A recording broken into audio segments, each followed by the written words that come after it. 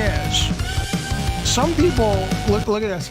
Ahmed says, any criticism of Saudi Arabia, I'm reporting your channel for Islamophobia. I can criticize the Saudi government without criticizing a religion, can't I? Come on now. Good God. We're going to start in just 1 second. Let me back this fucking truck up. I'll be right back.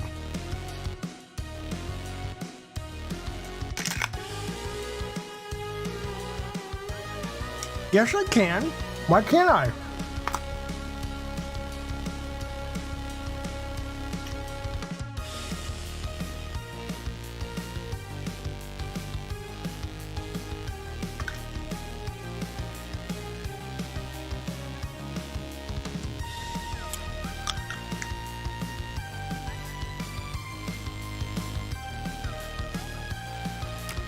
Wow, Ricardo Estevez. Hello, buddy. Good to see you, man.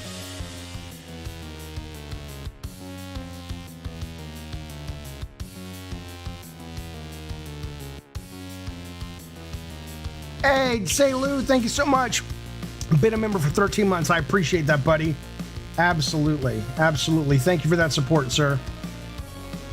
Hello, Ghetto God. Good to see you, bud.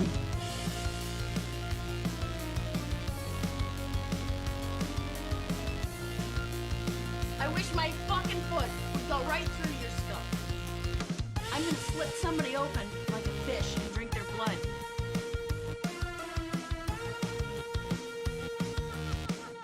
I can't help but be racist. It's true.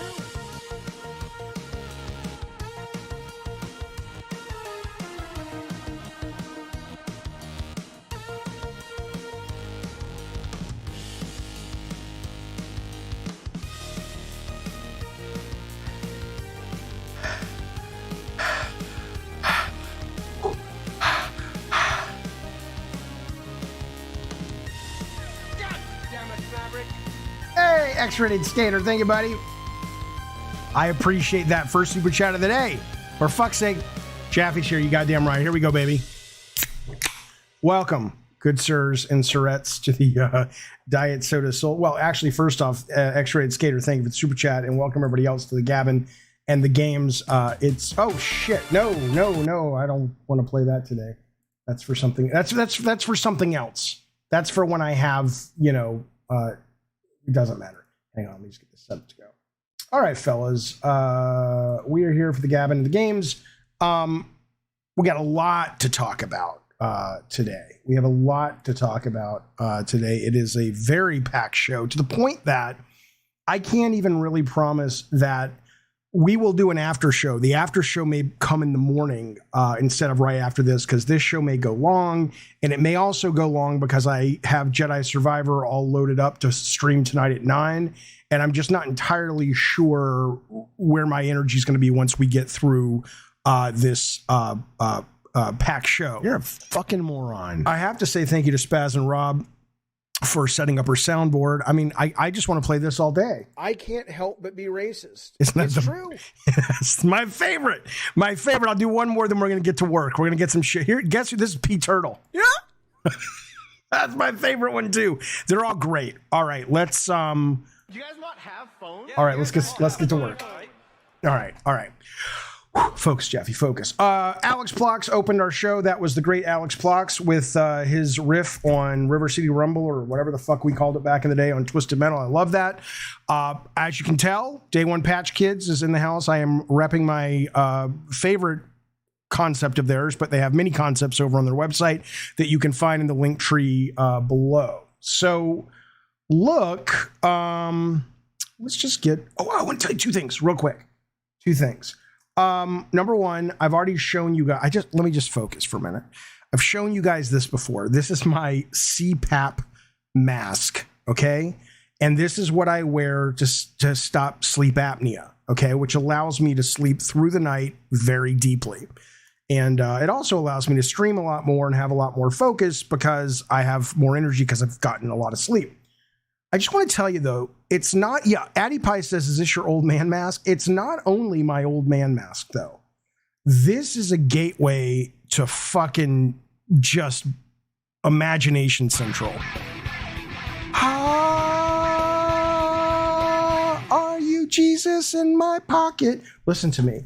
I'll get to that in just a second. But what this does, though, is, man, I'm not even fucking with you guys. Every night I go to bed, I am excited. I am just like, okay, where am I going tonight? Because the dreams, when you're sleeping that deep and you're in that kind of REM state as frequently as you need to be on a per night basis, boy, they are vivid and exciting and weird. Last night, I mean, everybody's dreams are boring if they're not yours, but I've had action movie dreams where I have been just sort of shooting bad guys and shit, and it's been insane. It's been insane. So I just wanted to point that out. And more importantly, if you suffer from sleep apnea and you don't think you're getting a lot of sleep, you don't know why, go check with your doc, because this didn't take that long to get, and it really has improved my life in massive meaningful ways. Addie says, I can't imagine how miserable I would be if going to sleep was exciting. You wouldn't be miserable at all. You'd be like, this is sweet. I have a really cool IRL, and when I go to sleep, I get to fucking have these cool fucking experiences. So, fuck you. That's what I'll say. The other thing I want to tell you is, look what I found. Oh, The Fellowship of the Ring. I read this in 5th grade. This is the copy I read in 5th grade. It smells so good. And this is back in the day when covers were actually kind of cool. Not all this like, let's make the cover classy. No, fuck you. It's the Fellowship of the Ring. It's an adventure. It's one of my most prized possessions. Ryan P, go fuck yourself. He says, Jaffe, get to the news already. Get to subscribing, bitch. I tell you what, Ryan P, when I see a little membership sticker by your face, when you tell me things you want me to do, I'll take them under consideration. Until then, sit the fuck down, go back to the peanut gallery and shut the fuck up. I love him so much. He's my best friend. Goo goo gaga. Okay, listen, let's focus though, because to be fair, Ryan P is not wrong. We do need to get started because there's a lot to talk about today. So let me bring up the news and we will get talking, my good friends. Oh, I do want to tell you one more thing, though. I got the best comment on YouTube. It was for my, impressions of Crash Team Rumble. And usually it's a lot of people that are just, you're a fucking idiot, or here's why you're wrong. I love this. This is from a guy named Flapjack. Here's what he said. I'll show it to you. He just said, I don't agree with your opinion. I love it. I'm like, oh, awesome. I appreciate the insight. I appreciate you sharing. I appreciate you letting me know what you think. And that's all he wanted to say. And that's all he said. And that's one of the best comments I've ever fucking gotten. Yesterday, for the very first time, I entered my very first esport online tournament. And I lost in the first round. It was Marvel Snap on Esports Gaming League, but it was really cool and it was really fun. And what I didn't expect, like I said, I think it went to like 10 rounds and I washed out in the very first one. I didn't expect to, it's not that I was nervous, but I didn't expect, because I had never really competed like at competition level in a video game. I didn't expect to be affected the way I was. Like I couldn't settle, I couldn't focus, I couldn't lose myself in sort of my mind and my brain and thoughts about the video game. There was this sort of performance aspect of it, even though no one was really watching. I had it in the Discord and then the guy I was playing was watching. It was like 6 people. But it was really unnerving, but I still loved it. And I've signed back up for a tournament tomorrow. So if you like the Marvel Snap, Esports Gaming League is always doing Marvel Snap tournaments like every other day. You don't win any fucking money. It's like $30. And trust me, I will not win. If I can get through round 1 tomorrow, I will consider myself lucky. But at the moment, I'm just enjoying participating. Maddie DeMarco says, quitting Hearthstone felt great. Yeah, I'm not even, I agree. I love Hearthstone. It was one of my favorite games, but it just, it just kind of, it got too much, too big. And honestly, I think Marvel Snap in a lot of ways is a better game. So yeah, no, Addy Pie says $30. No, you don't pay $30. You can win $30. On Saturday, you can win $300, but you have to be invited to that one. And I'm not good enough to get invited. But for my first tournament, I don't plan on winning anything. All right. Anyway, I just wanted to let you know that if you're thinking about such things. Also over at Esports Gaming League, they have, Call of Duty. Ooh, I could do a Call of Duty tournament. I'm terrible at it, but let's see. Yeah, see, that's really cool. I like this. I always thought, like, if you wanted to get involved in tournaments and esports and shit, you have to sort of join a league and all this. But I'm just like, oh, fuck it. I love Call of Duty Modern Warfare 2. We'll talk about it a little bit later in the show. But fuck, I'm terrible at it, but I love it. Shit, yeah, I'll compete in this. This is awesome. This is fucking awesome. Rob says I should have used the cheat deck in the the Marvel Snap competition. I did use the cheat deck, but I had changed it up so much that I kind of forgot what the cards were. Snap is a really good game, says Eddie Pie, that you get tired of after 5 to 10 hours. I mean, I can appreciate that, but no, for me, no, I have not gotten tired of that game. It's a delight, and the fresh cards keep you on your toes. Yeah, hey Spaz, I'll team up with you. Spaz says, Jaffe, we're gonna team up for Call of Duty tournaments. Fuck yeah. But I'm terrible at it, and you'll lose. But yeah, absolutely, let's do it. Let's absolutely do it. Star Wars Jedi Survivor is out today. I have pre-ordered it. It is installed on my PS5. It will be dropping where I live in this region at 9:00 tonight. I will probably be streaming it live.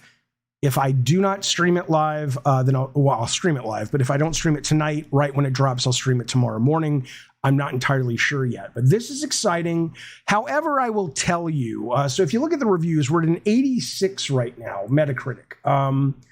And it's really actually kind of interesting. Like Doomslayer says, the reviews are better than I expected. Well, again, I'm excited. I'm absolutely excited for this game. I'm not taking the piss or anything. But it's an 86.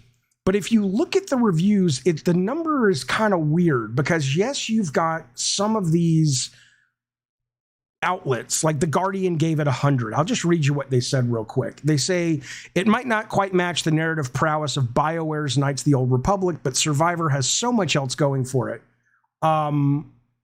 Whether you're tracking down optional bounty hunters, solving the puzzles in those Jedi temples, or searching Kobo's many obscure thoroughfares for character upgrades, the game's tactile controls and precisely balanced challenge make it consistently rewarding. Meanwhile, its biggest moments rival anything games like God of War or Elden Ring can throw at you. Be assured this is the Star Wars game you're looking for. That's like the top of the food chain. NME, I don't know who they are, but they gave it 100. That's the best action game in 2023, they say. Yeah, that's right. It's one group, 94 says Star Wars Jedi is already a classic, the best Star Wars production of this new era in the franchise, tied with The Mandalorian.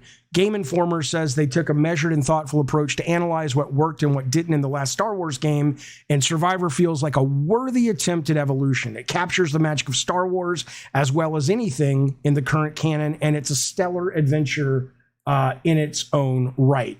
So there is obviously a lot of love from a lot of the reviewers. The thing I thought was interesting is as you kind of go down the list, when you start getting to the negatives, there's two interesting things about this that make this that hit the negative aspect of this. The first one is the technical issues, and at first I thought, well, those are only going to be on PC. But apparently there are crashes on the Xbox. There are crashes on the PS5 as well. This is coming from the 8 out of 10 GameStop review. Listen to this. GameSpot review, sorry. On a final note, Survivor's tech performance is a stumbling block that must be noted. Playing on Xbox Series X, I experienced random crashes on a number of occasions, all annoyingly during cutscenes before the game had a chance to auto-save. On one unlucky and deeply frustrating occasion, the game crashed during the cutscene, following an especially challenging multiple-phase boss fight that had taken me many attempts to beat. Because of the crash, my progress was lost and I had to fight the boss half a dozen times, again, earning a victory that felt so much more hollow the second time. On PS5, a colleague said some occasional stuttering, screen tearing, and crashing as well. And obviously the PC version is EA's already promised a month full of patches because it's so fucking buggy. So one of the negatives is, of course, the tech, which is really weird unless they really are isolated incidences, because all these other reviewers are giving it hundreds and 98s and shit. And you're like, well, wait a minute, that's weird. The weirder one, though, is if you go down to the sites that don't really give scores, they're not shitting on it at all. But they're saying that it's bland. It works. It's fun. It's solid, but it's nothing special. And these are the sites that don't give numbers, right? So The Verge says, Jedi Survivor isn't any less derivative than the predecessor. The story is bland. Cal is still boring as hell, but once again, none of that really matters. It's the closest many of us will ever get to feeling like a Jedi. And in that, the game succeeds. The sequel builds on the original in small ways without messing up the parts that made it work. The AV Club says, this is probably the best game available about running around in Star Wars, hitting dudes with lightsabers and being the Jedi the title promises. Loving Star Wars has over the years become an exercise in accepting that 90% of the time, what you're going to get is a modestly above average action adventure set in a well-textured universe. On that score, Jedi Survivor perfectly fulfills its brief and then some, and should leave fans thoroughly satisfied. So a lot of these is just sort of saying that it's good, but it's really kind of, it's not going to blow your mind or anything. Which, again, I don't give a fuck. I bought it. I'm excited to play it. I really enjoyed the first one. I'm just amazed that with those caveats, the technical attacks and the fact that a lot of these sites have been like, it's really good, but it's just kind of, it's just kind of uninspired, other than the narrative, which apparently is really good. They're all saying that. And it's sitting at an 86. That's a little weird. That's a little weird, but I'm still excited. And I will be playing it tonight or tomorrow. The other thing that is interesting is there was a story in Games Radar today saying, the headline is, Star Wars Jedi Survivor got made so quick because Respawn wasn't afraid to fail. And they speak with Stig, who obviously, I've worked with on God of War 1, and he was the director of God of War 3, and then he directed the last Star Wars. He said, we want to be ambitious, but we didn't want to get in a position where we're setting ourselves up to not hit all of our marks. Our philosophy is it's okay to fail, but fail fast, fail early. And then, also they said that because they started production when the pandemic was just getting rolling, they were able to really fold in remote work from the very beginning. And all that's great. The one thing I will say about this that I think makes you, it's not lost on me, and I hope it's not lost on you, that you've got a game that is getting really good reviews. People are saying it's really fun. It's one of the best Star Wars games ever. But people are also saying it's technically problematic. Depending on what system you play, it's worse than another, but they're all riddled with bugs. And you've got a game that it's good. It's not great. It's not going to blow your fucking mind out of your fucking skull, but it's really fun. It's really good. And it's like, well, and again, they don't talk about crunch in this article, but they do basically talk about making a AAA $70 game in a very quick amount of time compared to others that take 5-6 years. This took 3.5 years. So I guess the question becomes, is this what games look like that have to be $70, but also they don't crunch and they make them without spending way too much time? Compared to other games. And it's like, well, yeah, you'll get a really good game, well above average. It's not groundbreaking, and it's going to have some bugs, but we got it out faster and we didn't crunch. I'm just saying that both of those are very related. The 3.5 years, and again, I'm only assuming they didn't crunch, but I haven't heard that they did. The 3.5 years and the lack of crunch is directly related probably to those two consistent complaints that you hear about when you read the reviews of Star Wars Survivor. Doomslayer says if they took more time, they could have taken more risks. Sure, absolutely. X-Rated says $70 plus microtransactions. Really? I was not aware that there are microtransactions in this game. Cal Captain Geach says, I'll be happy if the gameplay and mechanics are an improvement and some loot besides just ponchos. That's true.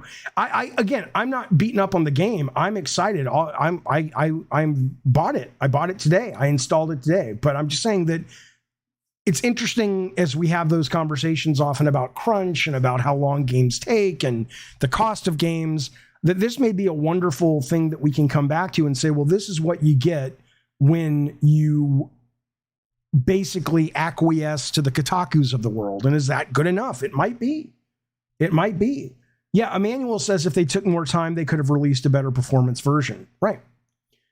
N64 games were $70. People forget. No, I understand. It's less about the $70 versus the $60 price point, and more about, regardless of that, it's a lot of money to spend on a game, and these games cost a lot of money to make, and so it has more to do with going. If they're charging you for this, are you getting enough for your money? Is the product good enough? And are they able to make it in a way that is more humane? And because that matters to a lot of people that they claim it matters. Doesn't matter to me. It really doesn't matter to me. I have crunched. I know crunch sucks. I don't like it.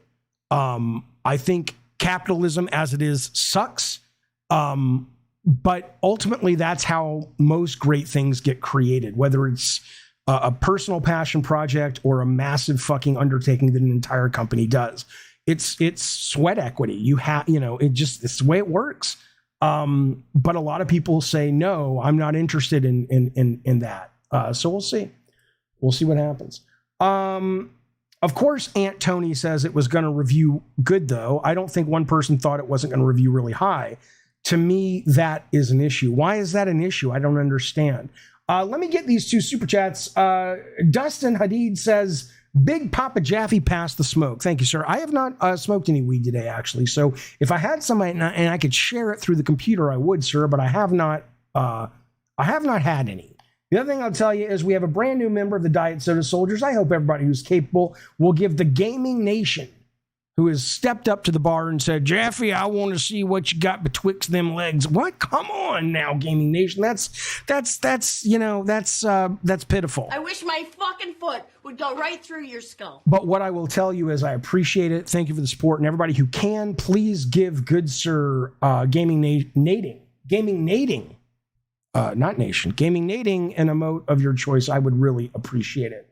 The price point is subjective, says Gaming Nating. Depending on the person, depending on the person. I love Death Stranding and thought it was worth the money. A lot of people don't. Well, yeah, of course. It's always going to be subjective. But I do think in general, though, if this game comes out and it is rejected because of the bugs, which I don't think it will be, and then they're like, well, yeah, but look, we did it in 3.5 years without crunching. Yay us, right? I think most consumers will go, yeah, that's secondary to me. I'd love it if you didn't have to suffer and you didn't get divorced and you didn't put on 50 pounds and all that. But you know what? Ultimately, I don't really care as much as I care about my money going, to something that I like. And I, that's the world in which we live, fellas.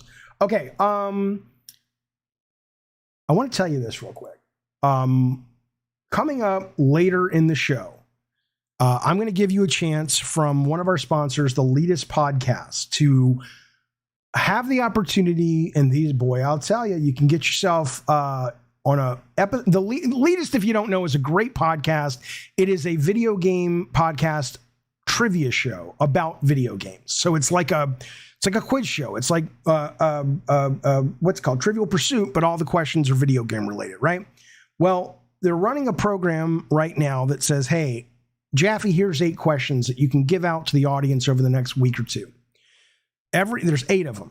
For every answered question, the first one who gets it right, we're not doing it right now. We're going to do this later in the show today. We're just going to do one of them today on today's show. You get on the wheel. No, actually, for every answered question, you go into a list. And there's 8 people. And the person who answers the most gets to go on an episode of The Elitist and either compete against me or be on my team when I compete with the sons of bitches who run that fine show. So that is coming up a little bit later in the show today, the first opportunity to get on the board. Alex S. says, Jaffe, why did you decide to buy Jedi Survivor if you haven't played the first one? I did play the first one, and I really liked the first one. I just didn't finish it because I got bored of it. But okay, listen to me. Wait, where did that go? Hang on. Okay. Star Wars isn't the only game out today, though. Let's be clear.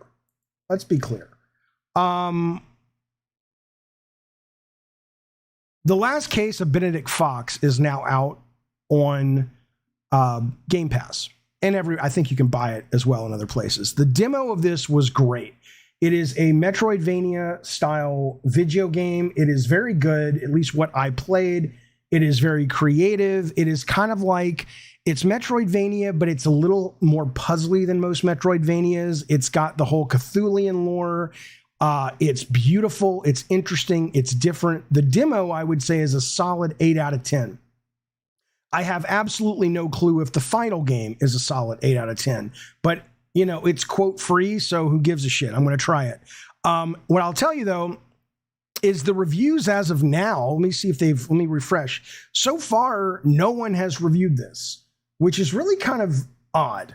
I don't know if they were worried it wouldn't review well or they just didn't have it done in time. I have no idea. But hopefully the game is actually as good as the demo, because the demo was fantastic. And when I get some time, it's a terrible day to release this game, at least for me. When I get some time, you goddamn right, I'll be playing this fucking thing. I'm excited. The other thing that's out today is Bramble the Mountain King. Now, I just want to show you some stuff because I know a lot of you guys and gals who watch the show, you just don't like the indie games, and that's fine. But I know some of you guys appreciate it when I point you in a direction of something that's pretty fucking cool. Bramble the Mountain King, I also played this demo. It's sitting at a 77. It'll probably bottom out around 75 to 80. I recommend it if the demo is reflective of the final game, and it kind of sounds like it is. I just want to show you a couple of clips I pulled from it so you get an idea what we're talking about, okay? This game, if you look at something like Limbo or more importantly Inside, that's the genre, but it is so unique and fresh and weird. I just want to show you a handful of real short, like under 20-second clips to give you an idea about a game that you may need to be paying attention to. Let me show you the beginning. So it opens, come on now, play. So what's cool about it is it opens, it is very, let me turn that down. It is very beautiful. It is very, ethereal, very, it's just a very, it almost has like a, what is that team? The Eco guys. Those guys, the guys who made Eco and Shadow of the Colossus and Guardian. What is that guy's name? Come on now. Whatever. You know what I'm talking about. It's got that flavor. Right? So that's cool. That's exciting, right? Well, it starts out like that. But let me show you what happens afterwards. So Team Eco, right, exactly. But what's the guy's name, man? What's the guy's name? Okay, so Ueda, that's right. Okay, so then, it's got puzzles. Here's one puzzle where you've got this troll and these little gnome things that are carrying these dandelion things around, and they make you sneeze, and you have to herd one under his nose. So he wakes up from his nap and he sneezes because he sneezes, and then he offers you a ride, right? So it's this kind of, these kind of puzzles that you see in Bramble, right? Okay, so far, beautiful, what you'd expect, but then it starts to get fucking dark, man. It starts to get really weird and dark, and it plays on a bunch of Nordic myth that I don't know anything about, but is really fucking cool. So he rescues one of those little garden gnomes. And then this is my favorite. I love this. He starts to hear this music in the distance.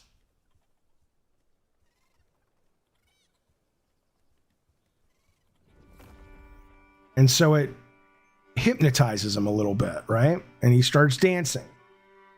There's a reason I'm showing this because it'll pay off in a second. Oscar says, elves were always creepy as fuck. Yeah.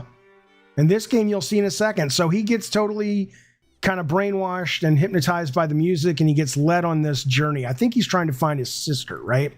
Okay, so now let's show you a few more. I love this demo. I hope the game delivers. Now he goes exploring for his sister. The audio is great. He's climbing these cages. There are these creepy prisoners inside trying to kill him. It's pretty fucking cool. And again, as you can tell, it's very limbo, very inside. There's interesting storytelling happening in the background.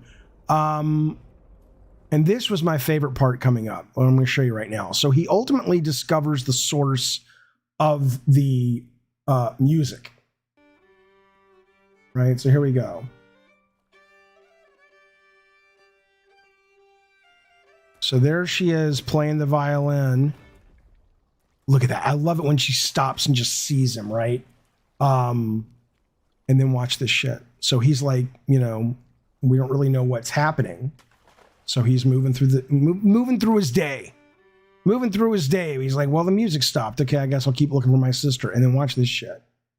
Fuck you, Ryan P., you moron. Watch this. I love this. This is so cool. And then this thing becomes this motherfucking creepy motherfucking thing that is chasing you and trying to kill you. And you've got to fucking deal with that, right? And she starts coming after you. Is that a good payoff for you? And then finally, let's see. Oh, and I want to just show you this one other thing. And he dies because he fell in the water. Yeah, it's like Little Nightmares, right? And then finally, though, this puzzle is directly out of God of War. That's your ex, Mitch. This puzzle is directly out of God of War 2, but it was really cool, and they kind of put some cool twist on it. But this is sort of, she's playing the violin, and every time she hits a note, it sends out this shockwave that will kill him if it hits him. And he's got to basically get across the level, but he's got to dodge obstacles and also take cover behind obstacles as they're moving to actually survive the journey. So it's really clever. It's really fun. It's really cool. If the demo is what the game is, and from the reviews, it kind of looks like it, I'm going to be excited. I will be playing it. Oscar says animations are great. It really feels like a Team Eco game. Right. I agree. So that's out today. That's Bramble the Mountain King. That's a 77. And we'll see how good it is when it's done. But yeah, the last case of Benedict Fox, somebody was saying, is not on Steam. Maybe it's on Epic. I don't know. Venom says it looks all right. I finished Limbo. I never loved Limbo. What I loved was the other one, Inside. I thought was fantastic. Was absolutely fantastic. Oh, the demo was on Steam. Daniel saying the demo is not on Steam. Got it. Yeah, the demo was available for their next fest. They must have pulled it since then. Okay, Annoyingly Unknowable says Benedict Fox is bad. Can you explain that? Because there are no reviews for Benedict Fox. It just dropped today. The demo I thought was really, really cool. Can you let me know why you think, if you've actually played it, that the game itself is bad? Okay, let's move on. Armored Core 6. Let's talk about this game.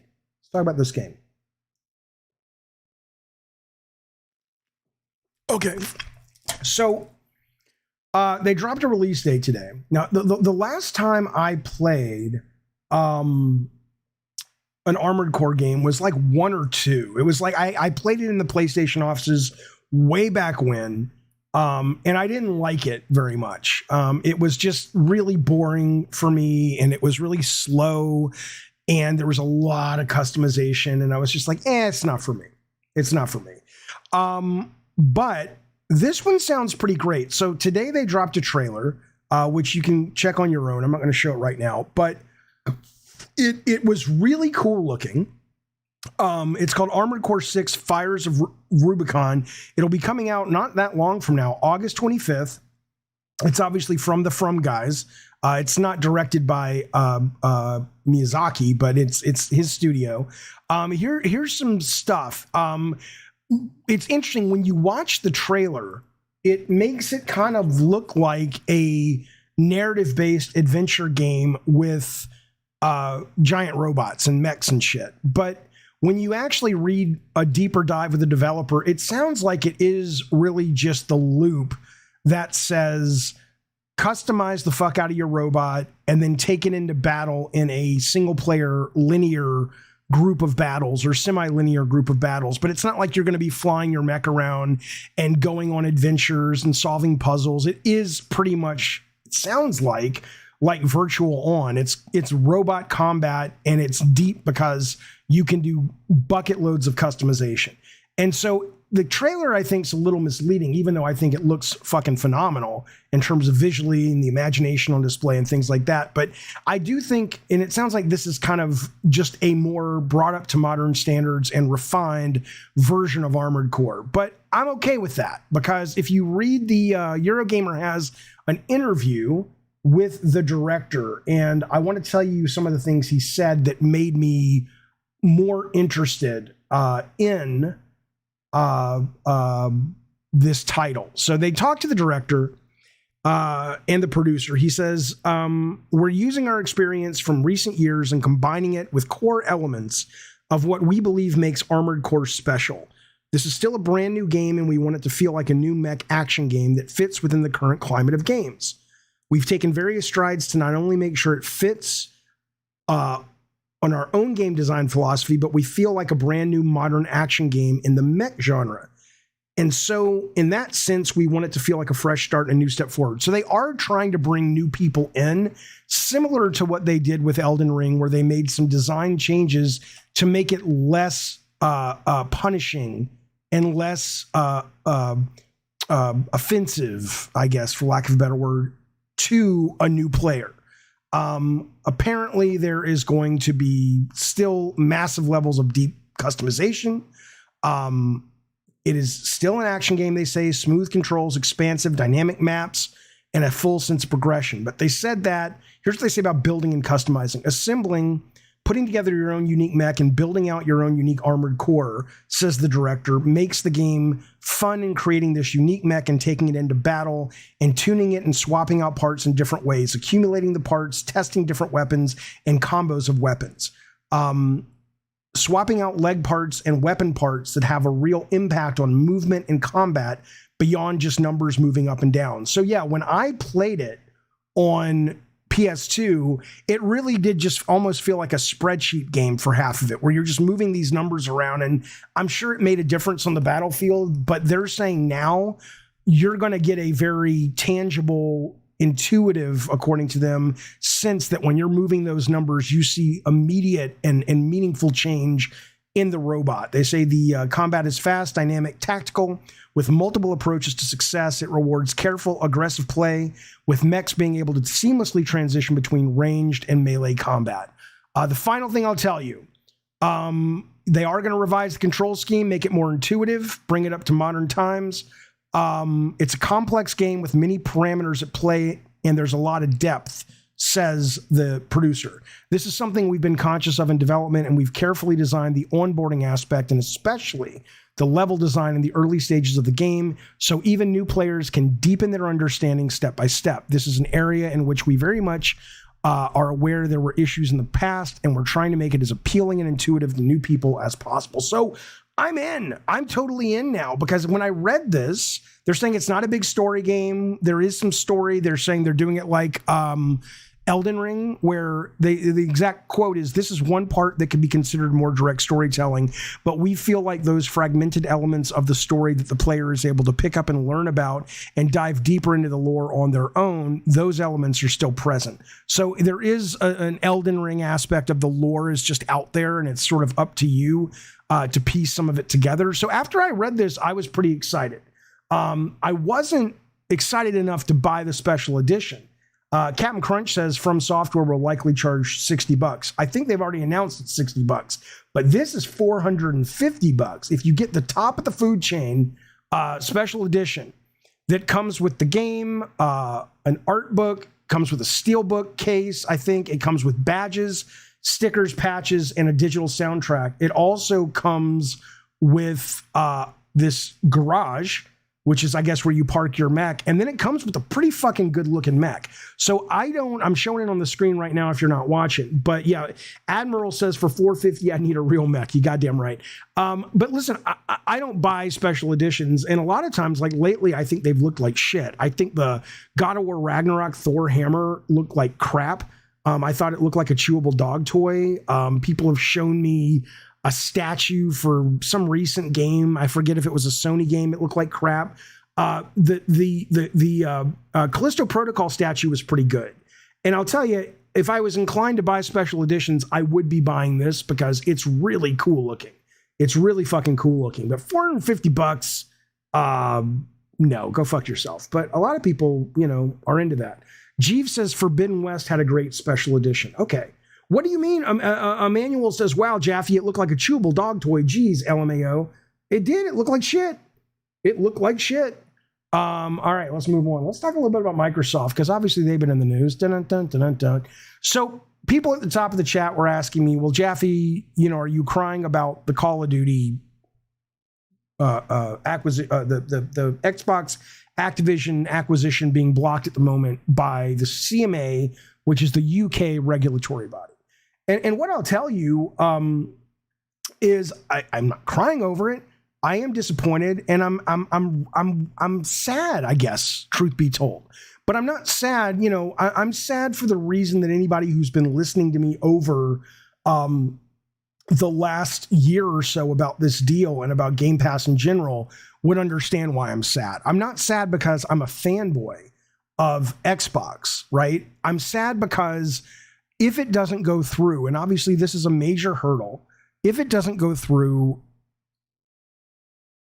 I don't know if we will ever see the dominoes lined up so perfectly to change the industry in a way that I think is for the best for the art form, right? I mean, that's why I'm sad that it may not go through. It's not because I give a fuck about Xbox's success. I mean, what do I care?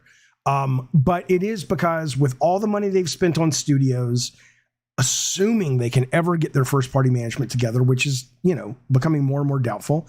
And if they were to able bring in the Activision catalog, if it didn't work, the audience doesn't want it. But I don't think we've been able to judge whether the audience wants it because the first party has been so lacking.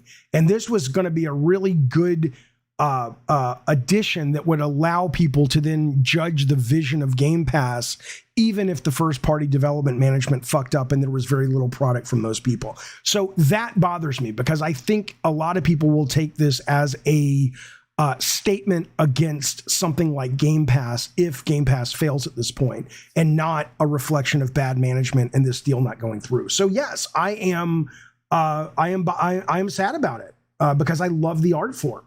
I absolutely love the art form. Yeah. Now, here's what's interesting, though. So I heard a couple of analysts, and I saw Michael Pachter on CBS News today talking about the deal. I haven't read it. Pachter went through the whole thing, which is his job. What the CMA complained about were cloud gaming concerns, which I'm sure a lot of you guys know. They're basically saying that Microsoft, Google, Amazon, Sony to a lesser extent, all these companies are trying to get into cloud gaming.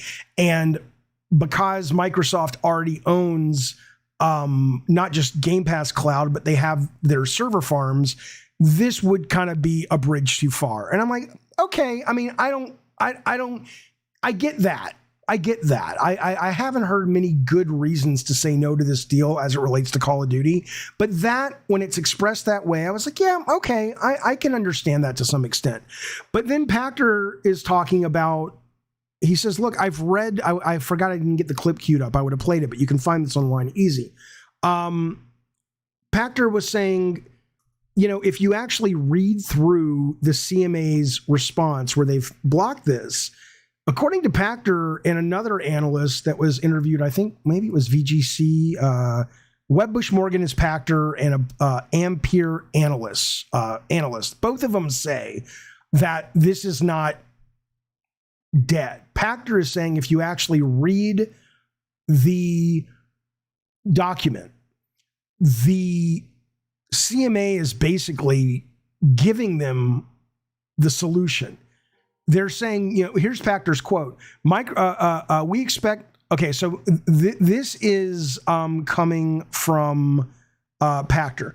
It can separate Game Pass UK. It can separate Game Pass UK from Game Pass elsewhere, either by creating a separate entity in the UK that is easily monitored, or by merely managing the UK business separately. We expect this will be sufficient for the CMA to rule the merger acceptable on the condition that Activision titles are not available on Game Pass. And I don't know if he means Game Pass streaming or Game Pass in general. He says Microsoft will agree to this condition subject to an appeal. Should it prevail, it captures full value from the acquisition. If the appeal fails, it captures most of the value, but its prospect for Game Pass growth in the UK, a low percentage of global GDP, will be limited due to a lower amount of content on the service. So I think he's talking their cloud. So, and he's saying if you read the document, and I haven't, I guess most of you guys haven't, that it's very clear that this is what they're saying. And it's very clear that there's a relatively easy and painless solve for this. But anyway, that's what he says. And, you guys, look, I've had Pachter on the show before. I'll tell you what Pachter said to me and to the audience when people were accusing him like you guys are. Pachter's always wrong. Pachter's always wrong. Why does even anyone listen to him, says Aquastorm? Because my good friend Aquastorm, who I love, and thank you for becoming a member. Don't think I wasn't going to call you out. I do appreciate your support, sir. Because if he was always wrong, he wouldn't have a job anymore. He wouldn't have been in the business for over 20-something years doing this. So he's like, yes, he is wrong, just like a lot of these analysts are wrong. But he's right enough. He's right enough that he's one of the best doing that particular job. And if he wasn't, he wouldn't be doing that particular job anymore. So, I'm not saying just because Pachter says it, it's going to happen. But if you read what Pachter's saying, if you watch what Pachter said on CBS, you're like, oh, yeah, that's logical. That's logical. Okay, Jay the Gamer says Pachter's an Xbox fanboy. What he says doesn't mean anything. He's an analyst. Do you think this man who makes a shit ton of money a year and has to support his family and put his kids in college and all this shit, you think he's going to let I'm a fanboy for Xbox? You think that's going to get in his way? You think he's going to let that affect and color and cloud his judgment? Come on now. MRK says Pachter's a fanboy. It's just it's a ridiculous concept. It's a ridiculous concept. But anyway, regardless, think what you want about the man. I trust the man. His logic seems sound to me as a layperson. But what I will say is, we'll know sooner than later because they're going to appeal. And if the appeal works, it goes through. And if the appeal doesn't work, according to Pachter, there are some concessions that they can easily make, and then the deal will go through. And by the way, it's not just Pachter, if I may. There is another analyst. Let me give you this guy. He's saying this is from a totally different group. Piers Harding Rolls. He's the research director of games at Ampere. He said, I'm trying to find his quote. One moment. I was just going to read Pachter's because I know most people know who he is. Okay. In a statement provided, Harding Rolls says yesterday's ruling was clearly a blow to Microsoft and Activision and their efforts to get the acquisition over the line, but the deal could still close this year. He says a majority historically of CMA appeals have been unsuccessful, but there's still a chance it can be overturned. Straightforward cases are aimed to be dealt with within 9 months, but often it takes a few months. If the appeal is successful, it is then returned to the CMA to review, which again takes time. So we could be looking at the end of the year, he says. So both of these analysts that are paid to give their opinion about the industry are saying this is not dead. So we'll see. We'll see. I don't care, though. I mean, I care from a standpoint of, like I said, at a developer and as a fan of the medium.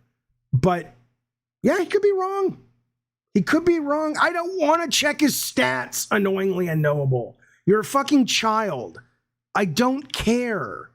Okay, I trust the guy. I have known the guy for many years. He's a smart guy. He has made shit tons of money for people with his wisdom and intelligence and analytical skills. And if you think you know more than he does, and if you think your track record is more successful on a consistent basis than his, then I invite you to come onto a show and I'll put you and Pachter together. And I'll let you guys debate, and I'll let the audience fucking vote, and then we'll fucking see.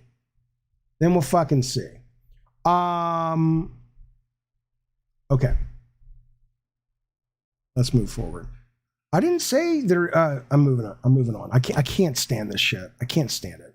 If you don't look, it's just like this quote we had at the very beginning, at the very goddamn cockadoodie beginning, where this guy writes me and says, "I don't agree with your opinion." That's all you have to say, or offer some new facts. I'm not going to argue with you about Michael Pachter. Okay. Let's move on though. Here's what I'll tell you though. Here's a tricky one. Annoyingly unknowable and Jason Pocketman, I'm inches from having you guys banned. I don't mind you disagreeing. I do not mind you disagreeing at all. I mind the trolling. It's just annoying at this point. When I first started streaming, it was fun. And now it's gotten to the point where I'm just like, I would like to rear up and jackknife my legs and kick you both with my foot bone. That's true. That's absolutely true. So be wary if you care about sticking around. Okay. All right. Activision Blizzard. Here's an interesting sticky widget. The Microsoft deal had, or I guess Phil Spencer had said, that, look, man, Codic's out if we get this deal. And we knew that. It's been reported. That's not a secret. Well, if the deal doesn't go through, I'll tell you something. Activision Blizzard had their call yesterday, their financial call, their earnings call. 35% revenue jump from where they were last year. They cite Candy Crush, Call of Duty, Warcraft, Overwatch, and Diablo for driving growth. Every single division, King, Blizzard, Activision, posted gains. So here's the real question. The real question becomes, do you keep Codic, right? Do you know, I can't stand the guy. I literally think Bobby Kotick is the devil. I don't literally think that, but I think he's the devil metaphorically. How about that? But nobody cares. All the shit he did and all the shit he allowed to happen under his watch, people don't care. It's 35% up. The investors are happy. Not all, but a lot of the gamers are happy. That man's not going anywhere. The man's not going anywhere. Right. Gaming Nathan says he's a PR nightmare, but the man knows how to do business. Right. And Zabat says this is why the board never got rid of him. So I guess I wonder, I guess I wonder, you know, it is. Archstar says profit over people. Twisted Sith, you can state opinions on whatever you want because you're not out of your fucking mind. I've had nice conversations with you where if you're expressing something in the chat, even if I disagree with it, it's just a conversation. These guys just feel every single comment they put is meant to sort of get a rise. And I know the chat hates it. And they hate it when I respond to it, but I'm just kind of in a mood today. And I don't want to fucking deal with it. I don't mind if you disagree. I don't mind if you passionately disagree. But if you disagree like a fucking moron, yeah, I have a problem with that. But that's not you, good sir. I will say this, though. Activision, while their numbers are up, they are kind of bleeding players a little bit. They said that Activision games have grown in revenue, but they're 11% off of monthly active users on Call of Duty from last year. Even when last year Call of Duty was Vanguard. which was despised. Which is weird because, I mean, again, now look, I love the new Call of Duty, but I've never been a big multiplayer Call of Duty fan, which is probably why a lot of the hardcore fans don't like it. I don't know enough about the series to tell you what changes were made to bring it around to what the game is today that I like a lot, that it's made it one of my favorite games of the year, multiplayer and single player. But I will say that I have read a lot of reports, and now I'm seeing it in the numbers, that their monthly active users, in fact, I'll tell you what they were. March 31st, 2022, they had 100 million, Activision did. And then March 31st, when they closed the books for this quarter, they were at 98. But a month ago, a quarter ago, they were at 111. Now that was Christmas, but the fact is they are down from where they were a year ago when Vanguard was the title that had people coming back. And now I'm hearing a lot of people, Doomslayer says, honestly, Call of Duty can't be any worse. That's what I'm saying. I don't get that. I'm not entirely sure why you say that. Have you played the new Call of Duty? Have you played DMZ? It's really good. Again, it's just an opinion.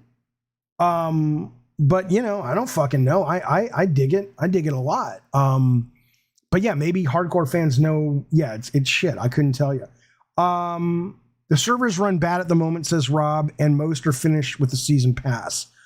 I haven't noticed the servers running bad. The season pass is pretty easy to blow through. That's true. Call of Duty jumped on the Battle Royale bandwagon and hurt the franchise a lot, says Instant Messenger. Yeah, but that's not all it is. If you go to Call of Duty, there's like 20 fucking modes. There is a Battle Royale mode. There is an extraction mode.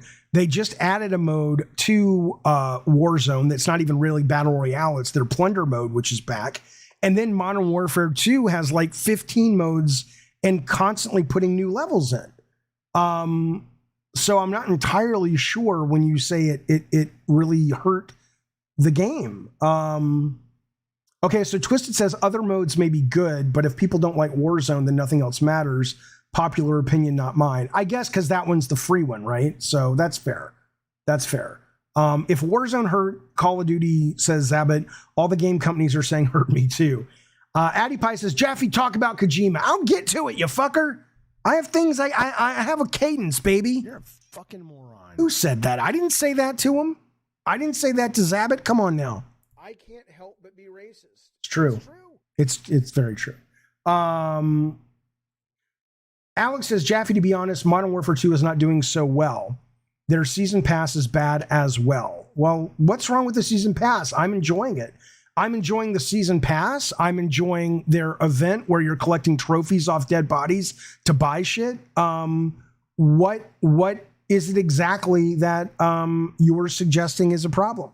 Jake Z, I don't know if you're joking or not, but if you're not, help me out. I want to learn. I want to get better. Jake Z says this episode is poorly paced. Why is it poorly paced? What aspect is poorly paced? Am I spending too much time on a subject? Do I have the topics poorly ordered? Educate me, sir. I'd like to know what you think. The last thing I'll tell you real quick about Activision, then we'll move on. It does not relate to Call of Duty. It relates to Crash Team Rumble. Is for those who are into that game, they sent out they didn't send it out to those that are into the game, but they sent it out to people who played it. I didn't get one. They said, who would you like to see in Crash Team in the future? And people were putting in things like Spyro, Cal the Kangaroo, which is weird. Activision doesn't own it. Sonic makes sense. Ratchet and Clank, Banjo-Kazooie. So they're clearly looking at bringing on new characters. It says, what other characters inside or outside the Crash universe would you like to see in Crash Team Rumble? So that's kind of cool. That's kind of cool. Jaffe, I'm driving home from work, says 007. I open the window and you are throwing F-bombs. I can't take you anywhere. Are you stuck in traffic? I can yell at them for you if you want to get out of your fucking way, if you don't mind. I'm digging the Radio Morning Zoo noises you're pressing. Hopefully you'll expand the samples. Oh, it's just going to get worse. It's going to get worse. If this year's Call of Duty game came out in 2014, people would say it's the greatest game of all time. Well, why though? I mean, a lot of people are saying it doesn't innovate, so maybe in 2014 it would have been quite innovative. Listen to this. A lot of you guys like to beat up on Xbox. You know, I don't. But I know a lot of you guys like to. So I want to tell you something. Go suck a big fucking dick. Goddamn right. Listen, I want to tell you something. This is crazy. This is fucking crazy. We all know that Redfall has come out with the news that they're going to be launching in a couple of weeks at 30 frames per second. But turn up the audio. I don't know how to turn up the audio. I'm not going to change audio in the middle of the show. I thought I already fucking fixed it. God damn this audio bullshit. Listen. Hello, PG. Hello, PG's kids. I'm going to sing your kids a song. How old are they, sir? But anyway, so at first you're like going, all right, shit happens. It sucks. Shit happens. This was a very recent decision, which again points to bad oversight of the developer publisher and bad oversight of the publisher. It's like, did you not have knowledge of this? Were you guys at Microsoft not experienced enough to know? Did your QA department not? It's like, here's the difference between Sony and Microsoft and the reason I say this is coming on fast is the news is Redfall retail boxes now have a 60 frames per second listed on the back. So this decision was so recent that in order not to get sued, Microsoft has to now put a sticker that says 60 frames per second performance mode not available at launch. Okay, so they are going to try. They are going to try to get there eventually, which is great. But the fact that this thing went to print and manufacturing, it wasn't a year ago. It's like 4 to 6 weeks ago, right? So let's be generous. 4 to 8 weeks ago, they didn't know if they could hit 60 frames. Okay, think about that. And even if you add a month, 4 to 12 weeks ago, they didn't know they could hit 60 frames. What the fuck kind of management doesn't have their QA people? It's like, it's Sony. If this was Sony, you would have had QA go into Rhodey's door, Connie's door, Shoe's door, Herman's door, whatever, going, we're 3 months out and these guys can't hit consistent 60 and we're in beta at this point. We're well into beta at this point. How in the fuck did Microsoft either not know to check this or did they not know to push back on their developer who was saying, oh, we're going to hit 60, put it on the box? Just one more. It's not that it's hitting 30 that bothers me. It's that it's just one more reason to say the management over there is terrible. And the reason why I care so much, Jaffe, same reason it makes me sad that the goddamn Activision deal may not go through, because they are on the cusp. They stand upon the precipice, my people, of really disrupting in a great way for the artistic form of video games, the medium. And yet they just can't seem to get their fucking shit together. Drives me crazy. Drives me fucking crazy. I don't want to let Xbox die, Addy Pie. It's a ridiculous concept. Why? They're doing some interesting things. I don't care about fanboys. I don't care about what your console is. I don't care what wins. I'm a fucking grown up. Fucking morons. Here's something else you should care about. Hang on. Rob says there's a new sound button. I have to, I love this is my favorite one. And I says to Rob, is that P Turtle? He says, well, it's somebody in the chat doing an impression of P Turtle. That's not even P Turtle. Yeah. Sounds just like him. I love it. Okay. Okay. One moment.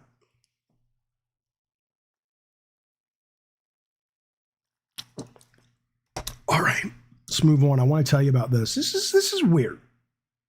This is weird. Hideo Kojima tweets this picture out. I'll show it to you.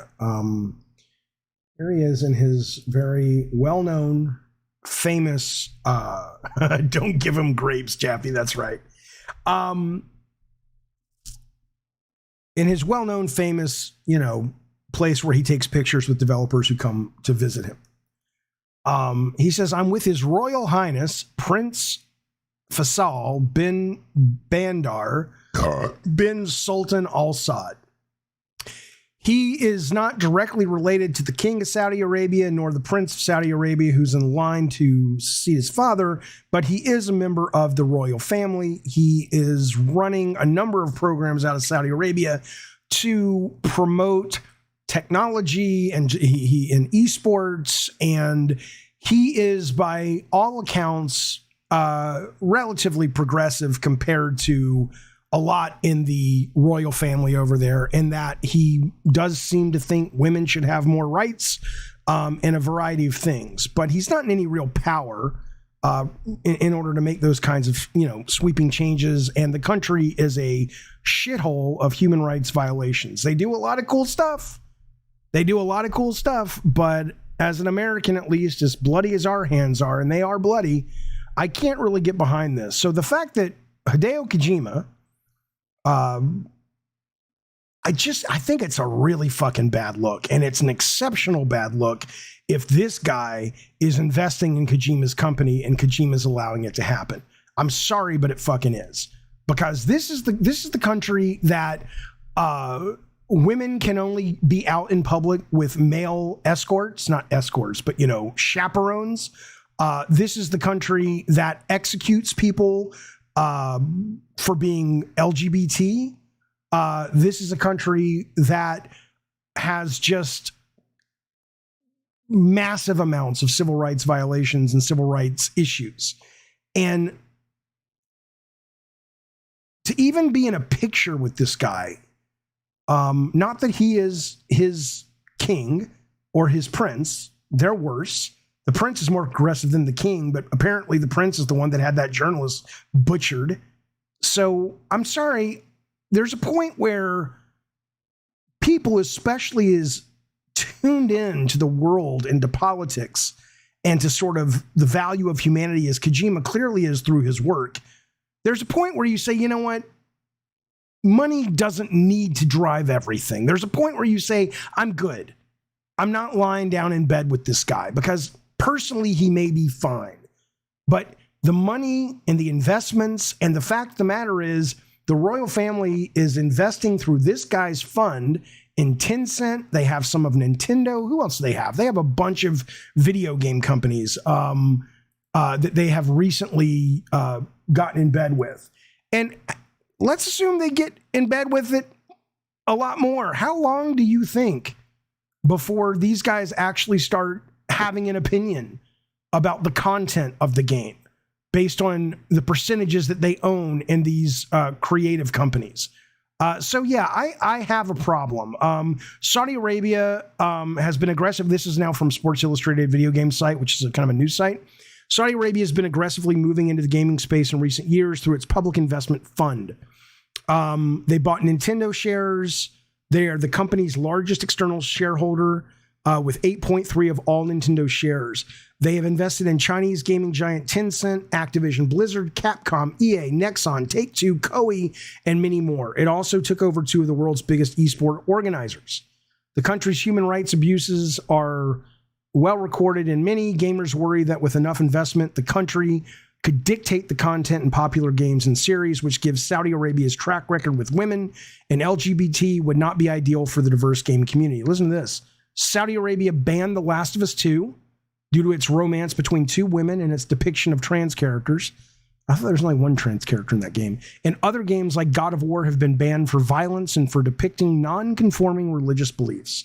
The country having a big say on how games are made could potentially result in changes to the developers' original intentions. Now, this is not saying that they're investing in Kojima's. The best case scenario is Kojima says, hey man, he said, I love games. Can I come see your studio? And I didn't think too much about it, but yeah, it is kind of a bad look. Kind of a bad look. That's the best case. The worst case is he's actually allowing this fucker to get his money into his company. And that's a real problem. And it's disappointing coming from someone like Kojima. I don't know if he's going to say anything else. I don't know if he's going to make a statement. I don't know if this is going to cause any kind of brouhaha.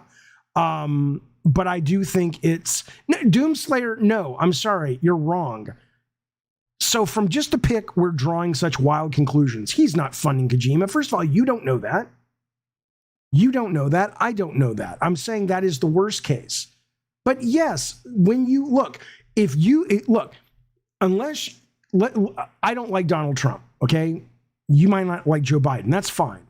Let's pick somebody else. Let's pick President Xi from China, okay? If he was in America and I posed for a picture with him and it was a picture like this and it wasn't a picture of me with a little sign going, fuck this Winnie the Pooh motherfucker, then even though it's just a picture, there is no just a picture. You are basically giving this guy a legitimizing platform and you're not commenting on what he represents. And in that, it's more than just a picture. I'm sorry if you feel that way, but I do think it is a representation of legitimizing a guy who works with and is part of a royal family that kills, executes LGBT people, that treats women like third-class citizens, and if they had their way, would probably, well, and also was probably very involved in 9/11, unofficially, whatever that means. So, yeah, no, I don't think a picture is just a picture. Fuck you, Addie Pie. Stop worrying so much. My God. No, fuck you, bitch. I'm turned on to the world. I don't always have to be correct. I'm more than open-minded to go, oh, I was wrong about this. Got it. Oh, yeah, America's a shithole as well when it comes to a lot of shit like that. Of course, Twisted Sith. But the idea that, oh, you have the privilege of being so naive and so in the dark that you don't worry at all. That must be nice. That must be nice to be so blind to what is happening that you just don't give a shit. Interesting. I would never go to Saudi Arabia. Bacon Magma, no. Okay, let's move on. But that's the Kojima story. I'm disappointed. Would I take a picture with Joe Biden? Yeah, I would. Look, I think most of these fucking politicians are horrible, but I'm not bothered by Joe Biden in the sense that I don't think he's evil. Okay. All right. Anything is possible, says Doomslayer. I just think it's a low possibility he's getting funded. You may be right. You may be absolutely right. And honestly, I hope you are. Hope you are right.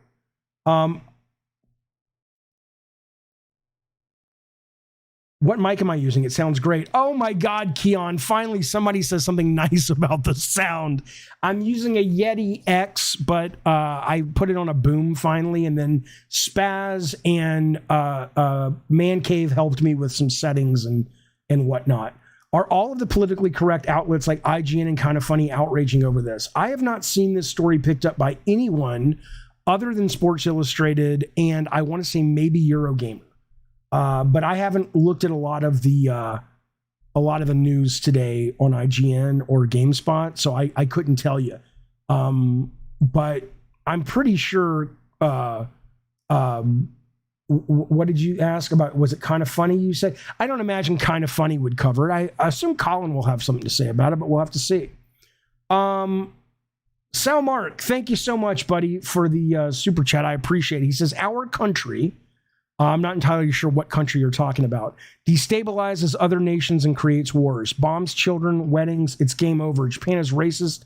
Comfort women, etc. Who decides? I appreciate the super chat, and I appreciate the desire to dive into this conversation with you. But I don't know what you're talking about. Like, I don't know what your country is that you're referring to.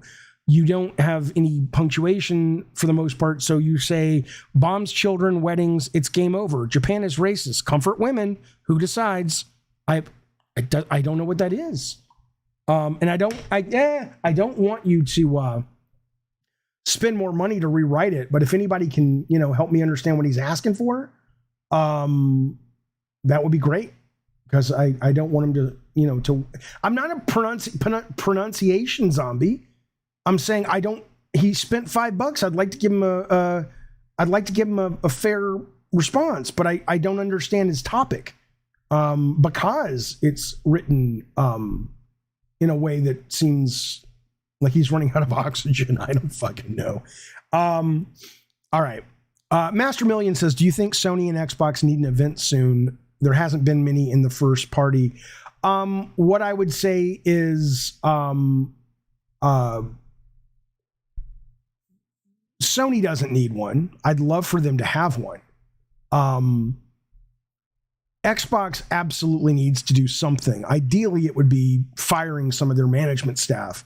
But yeah, I mean, Xbox needs to do a lot to right their ship. And one of those things that would help would be some kind of press event where it's not wait. It's like, look at all of our shit. Sony, Addy Pie says Sony needs one. The fuck do you mean? No, what you should write is meaning you, Addy Pie wants one. Sony is selling their shit faster than they can make it almost. They don't need one. Would you like to see one? Yeah, so would I. And the rumor is there's going to be one coming out in before the Summer Game Fest thing. But the fact that you need it, that the company needs it, no, they don't. They're selling like fucking hotcakes, man. What does it matter if they share the data right now? They don't have to.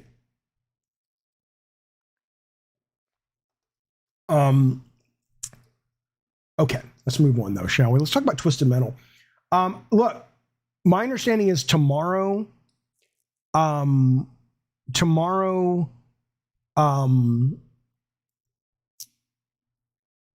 trailer for the show drops, and for the Twisted Metal show. And I haven't seen it. I didn't know this was coming. I woke up this morning and somebody had tweeted me this and said, what do you think? I'd never seen this before in my life. I mean, they're not obligated to share anything with me. They've been really good in the past about, hey, Jaffe, we just want to let you know, give you a heads up. This is on the way. For whatever reason. In this case, they didn't. And again, I'm not like, oh, I'm upset. I don't care. It's nice when they do, but I think this is a terrible poster. And maybe that's why, because they're like, don't send this to Jaffe. He's going to shit on it. It's a terrible poster. Some people online said it looks like it was done by an intern, like a part-time intern who shows up like from 3:30 to 6 every day after college or something. It's terrible. It's not evocative. It's not interesting. Anthony Mackie is not a big enough star yet that you can sell the poster on him. It looks photoshopped like a high school student's first year Photoshop class. I like they're using the logo.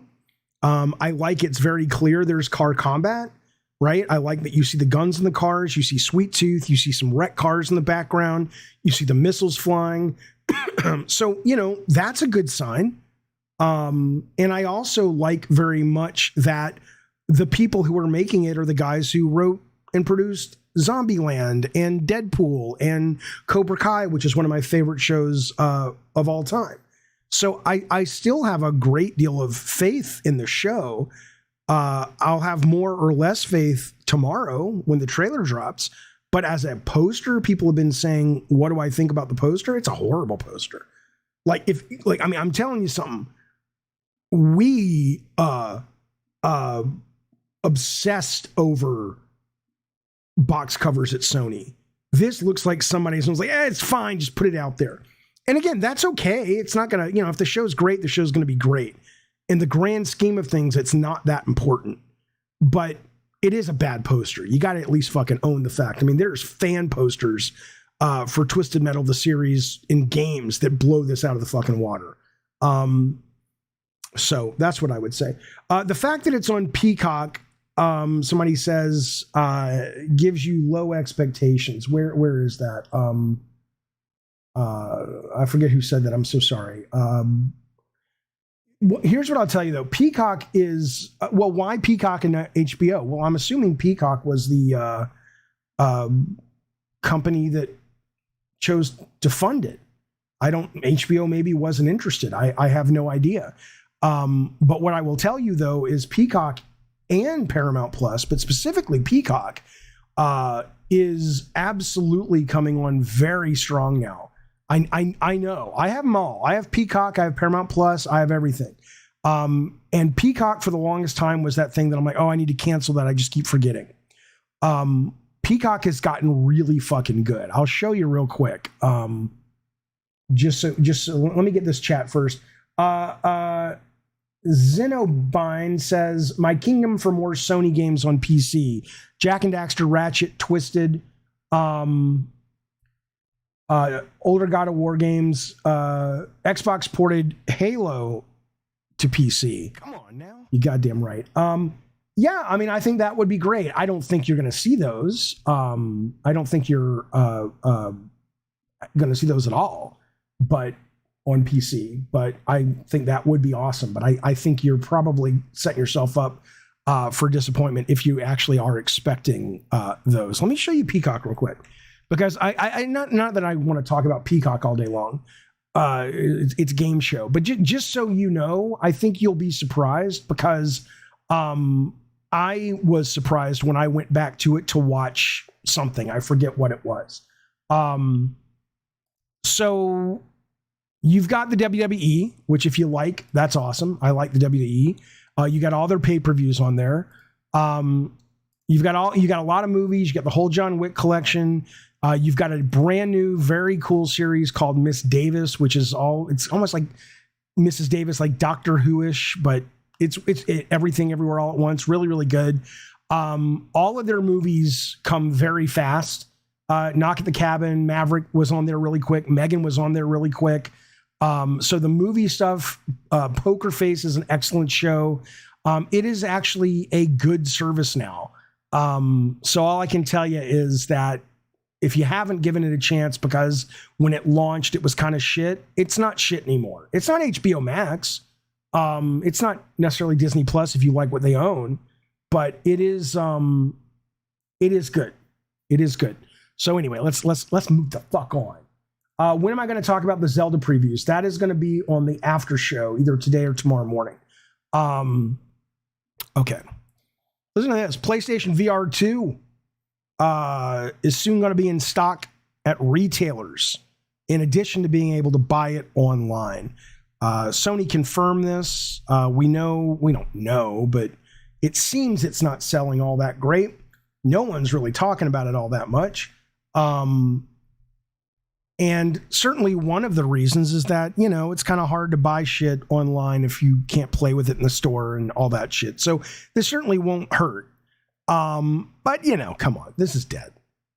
This is dead. I will also tell you what's interesting is Zuckerberg came out today in an interview and he said a couple things. He says, look, we're not abandoning VR. This quote was funny though. He says, more than half of Quest's daily active users now spend more than an hour using their device. It's like, yeah, but over 60% of people who got a Quest at Christmas don't use it, according to stats. So somewhere in that 40%, you have a percent that is half of the daily users. It's like that could be 5 people, right? But he does say this. I admire his tenacity, and I do think VR is very, very cool. And I think VR AR is exceptionally cool. The next milestone, he says, is that we're gearing up to launch our next-gen consumer virtual and mixed reality device later in the year. We launched Quest 2 almost 3 years ago at this point. It was a very big step forward for VR. He's right. And I'm really excited to show the world all the improvements and new tech we've developed since then. Here's the key part. At a price point that will be accessible for lots of people. So VR is not dead, Addy Pie. I don't agree with you. VR as the next big thing, 100%. It is not going to be that as it stands now, because the software isn't different enough from normal gaming or normal experiences to merit the negatives that come with VR. But there are some aspects of VR that are second to none, including exercise, which is a big segment of a small market. And also VR AR, I think, is going to be a massive piece of success. So it's wrong to discount it, but I would agree with you if you were counting on PSVR 1 and 2. I mean, they said PSVR 1 only sold 5 million units. I do not think PSVR 2 is going to get there. I think that's a ridiculous claim. Hey,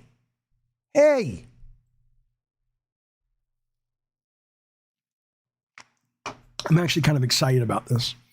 We were talking about Street Fighter, the demo. Now, Street Fighter 6 demo, as of today, is now available on Xbox and PC. So if you haven't been able to play it because you don't have a PS5, you can play it today. I played the demo. I really enjoyed it. I was surprised, but you know they've done a lot of work in this game to bring more people in, and I think that's great because I love Mortal Kombat. I'm not good at it, but I love it. I've never been able to get my head around Street Fighter.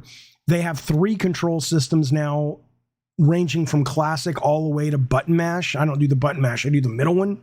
And it's really good for me. Like, I really enjoyed the demo, not only because of that, but because of that for sure. What I didn't love about the demo was it didn't feel Street Fighter-y to me. It you know, and it's fine. I mean, I love aspects of hip hop culture, but as it relates to Street Fighter, it seems like a mismatch to me, but a lot of people don't agree, whatever. But today, though, they released a new trailer that is classic Street Fighter costumes and a classic Street Fighter stage. And now I was like, ooh, okay, now I'm very happy. I'll show it to you real quick. It's a short little trailer, but you get look at Guile. That's what I'm fucking talking about. Zane, come on. Now I'm excited.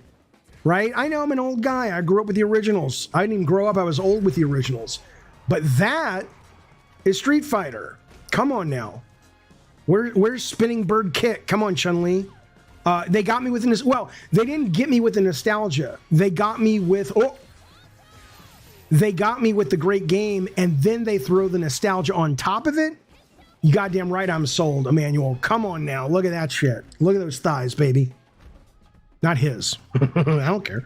Who do we got? Come on now. This is great, right? Isn't this awesome? Early 90s aesthetic vibe, says Radical. Yes. So that's all they released. But that, and I'm assuming, I don't know when this launches. Is this part of focusing on the upcoming fighters' new battle damage feature? It gives us our first look at a brand new stage, which is total classic Street Fighter, the India stage, I think, as well as a handful of characters' classic or nostalgia costumes. The question becomes when... Yeah, it says we still don't know how nostalgia costumes fit into the game. Will they be day one DLC? Will they follow my suggestion, the author's suggestion, and make the nostalgia costumes unlockable when you complete arcade mode? Blah, blah, blah. We don't know. But I absolutely love seeing that in there. So yay. For us. That's good people. It's good news. Okay. Hang on a second. I'm looking at some of our stories. I'll get to that super chat in 1 second, buddy. Hang on. Okay. Thank you for these super chats. I appreciate it. He says,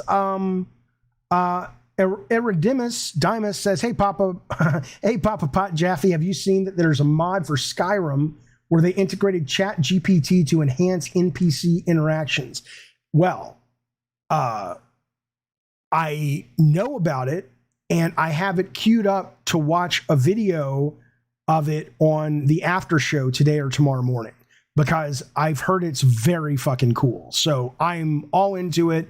It sounds fucking great. So thank you for the super chat. But yes, that's the shit, man. That's where we're going. I'm looking forward to it. Thank you for that. John Carmack says Zenobine was someone who wanted to advance VR tech. Shame the meta focused on metaverse over advancing the tech. He worked for them formerly. Well, kind of, sort of. Like, I don't know if you actually saw the Carmack speech he gave right before he quit, but he quit, and it wasn't that he was opposed to the metaverse. It was he was opposed to the lack of doing the work within Facebook, Meta, whatever, to make it what people wanted. So he was even saying, he did this this speech, and he's like, this should have been in VR, and you guys should have been able to come into VR and be an audience and hang around me and sit in the audience and come up and talk to me after. You can't really do that right now the way it needs to be. So I don't know if he didn't believe and he only wanted to play with the tech. I think he had a real problem with his with the management of that company, and what he was able to focus on is what I understand from reading between the lines of his farewell speech. Instant Messenger, thank you, buddy Sama. I appreciate it. He says, Jaffe, why do you sleep on Tekken 8 so much? I won't sleep on it so much if they put out a demo and I love it. I mean, I'm not anti Tekken at all. I never really liked the way they moved, kind of like this weird, but that's fixed. Obviously, that's kind of gone the way of the dodo. I don't dislike Tekken. I just think that it's always felt a little too hardcore techniquey for me. But if they put out a demo for 8 and I play it and I enjoy it as much as I enjoyed the Street Fighter 6 demo, then I won't sleep on it. I'm only speaking, I probably haven't played a Tekken since 3. So it's not a disrespect to Tekken. It's just, if you want to watch if you want to watch the after show or the after party, everybody can watch it when we stream it live. Only members can participate in the conversation in the Discord. And you can only watch it after it's live if you're a member, but that's how you can do it. And if you want to be a member, all that info is down below in the link tree. Tekken 7 is on PS Extra. Okay, I will try it out. I'll try it out this week. Alexa, remind me tonight at 11 o'clock to get Tekken 7. Alexa, remind me tonight at 11 o'clock to get Tekken. She doesn't always listen. Radical says, what was the company or game that did the VR concert with Aurora? I want more of that. It was great. That game company did it in their Fly game, and it was excellent. It was excellent. Okay, here's what we're going to do before we wrap up this particular leg of the show. I'm going to get one of these trivia questions here, and you are going to go on the list. If you're not interested, don't play, because I only want people that are interested. The prize is, if you win today, you go on a list of 8. And that 8 gets one final trivia question, and the guy who answers it, the girl who answers it first, gets $25 gift card to their video game system of choice, and they get to either compete with me or compete against me on an upcoming episode of the Leadus podcast, which is all about video game trivia. So if you think you're really smart and good at games, now's your chance to prove you're smarter than me. I don't think so. Here we go. Let's see who answers this first. The winner will be determined at my discretion, but I'll tell you why I'm awarding it. We're going to play a game right now called Funny Punny, which is a title of a game, but it's been put through the pun machine, okay? So it'll sound like a game title, but it'll have a pun based on the riddle, if that makes sense. I'm going to set a timer. We're only going to do this for 3 minutes, and I got to show you something that's going to be awesome. You're going to love it. So if you don't answer in 3 minutes, we'll do another one tomorrow or on the next show. Alexa, set timer for 3 minutes and 15 seconds. Alexa, set timer, 3 minutes, 15 seconds. Okay, here we go. I'm looking at the chat. You can't tell me I did it first. I'll show you who did it first. It's got to be exact. Here's the pun. This game is a cunning treasure hunter who uses his anus as a vacuum to clean up the mess he made in his pants. What is the name of this? What is the pun name of this game? It's about a cunning treasure hunter who uses his anus as a vacuum to clean up the mess he made in his pants. I'm looking at the chat. No one. Yep, there you go. Mr. K got it. First one out. Uncle Fuzznuts right behind him. Mr. K, you go on the list. It was Uncharted. Uncharted. Okay, so let me put him on the list. Mr. K, you are now one of the 8 who could win yourself the ability to compete with or against me on the Elitist coming up soon, as well as the gift card. You might be first in your chat, but I'll show you. I would never want to be accused of being a liar. Let me show you what I got here. And then I want to show you this last thing, which is really fucking weird and cool.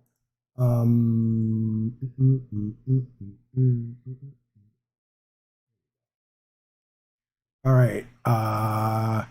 So Mr. K has Uncharted right there, and Uncle Fuzznuts, you were right behind him.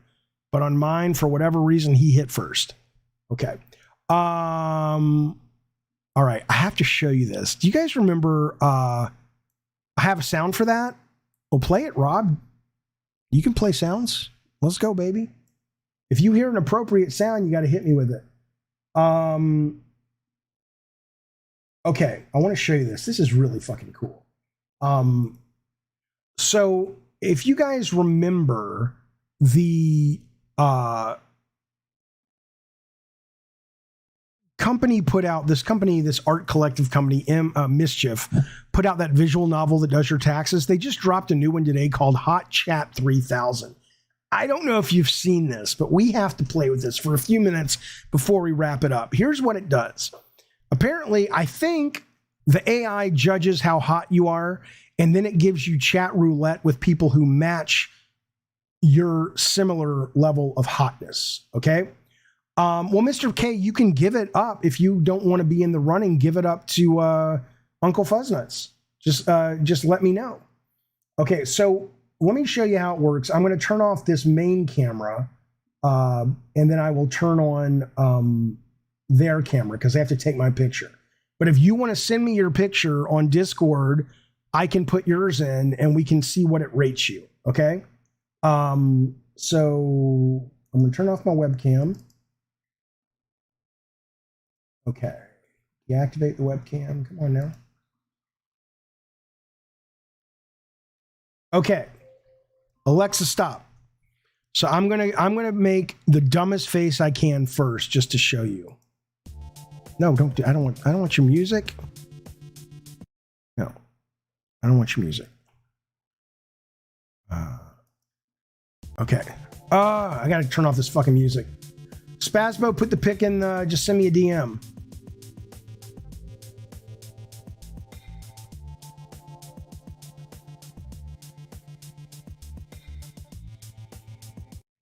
Okay, I don't want to hear that shit. Is the gift card a separate thing? It's the same. It's the same person. The prize is you get to go on the elitist and you get a gift card. Okay, here we go. So I'm going to take a picture. Let me move this out of the way. Try uploading a picture. What do you mean?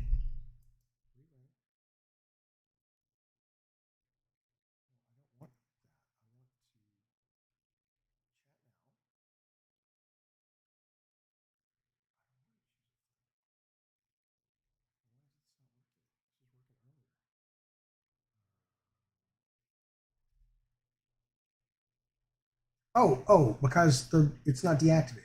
Okay. There we go. Okay. I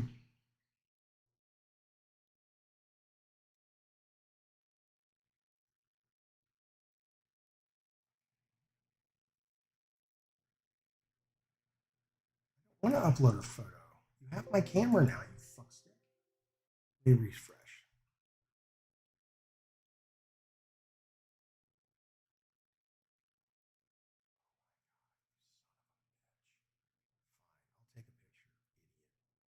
Idiot. I'll take a picture.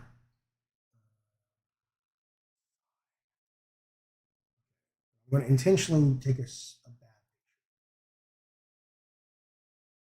picture. Hear it now. Is there any other kind with you? Fuck you.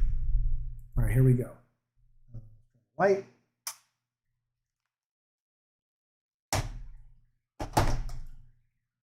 we go.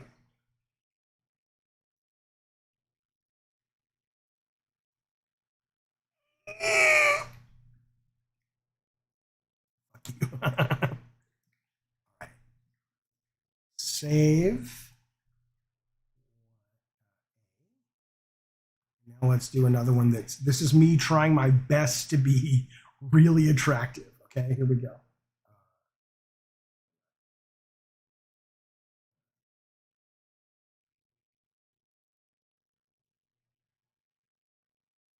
Here we go.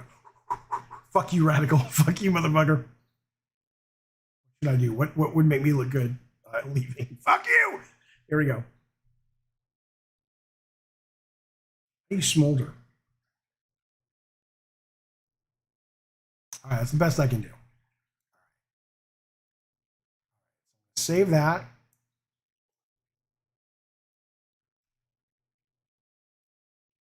And then I think Spaz has a picture he wants me to run through. Oh, no.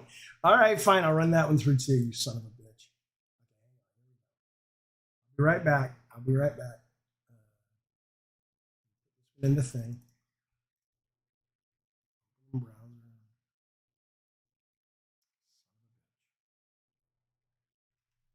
All right. Here we go. Here we go. Let's see what happens.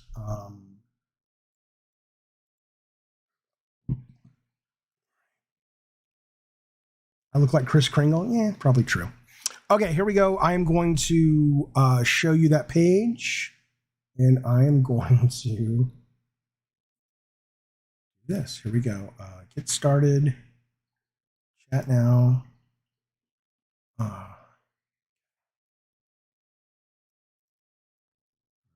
Let's do the crazy one first. Okay, they tell me that I am a 3 to 4 when I look that way. Okay, let's do another one. Choose photo. Let's do the one where I'm doing my very best to be attractive. Error. Fuck you.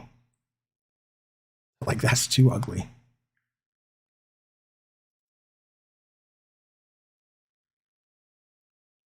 Let's try the one Spaz put up.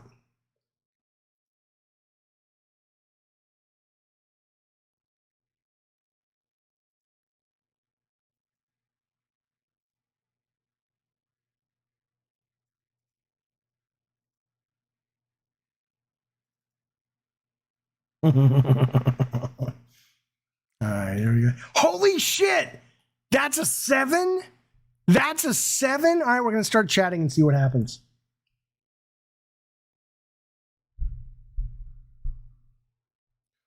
New match. Your text partner disconnected. Hey! Hey, man! Ah, you son of a bitch.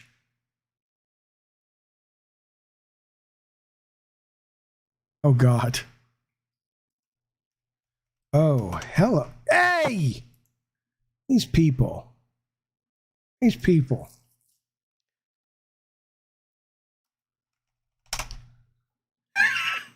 Let's see if he disconnects. Are you a 7? Let's see. He's not even saying anything. He doesn't like me. Let's do a new match. No, there was a lady. Oh, these are all dudes though. There are no other people in your hotness rank. Fine. Let me do the bad one. The other bad one. I'll do the crazy one.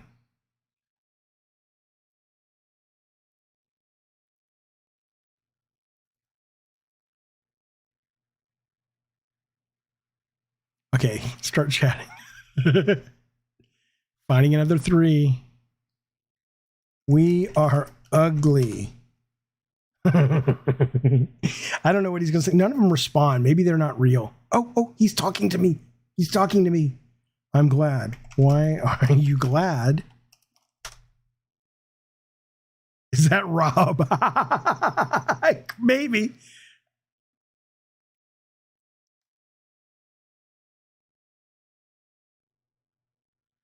He's typing why he's glad he's ugly. Because it means I have a personality. Oh, that makes sense. I want to be a model. Do I have a chance? That's what I said.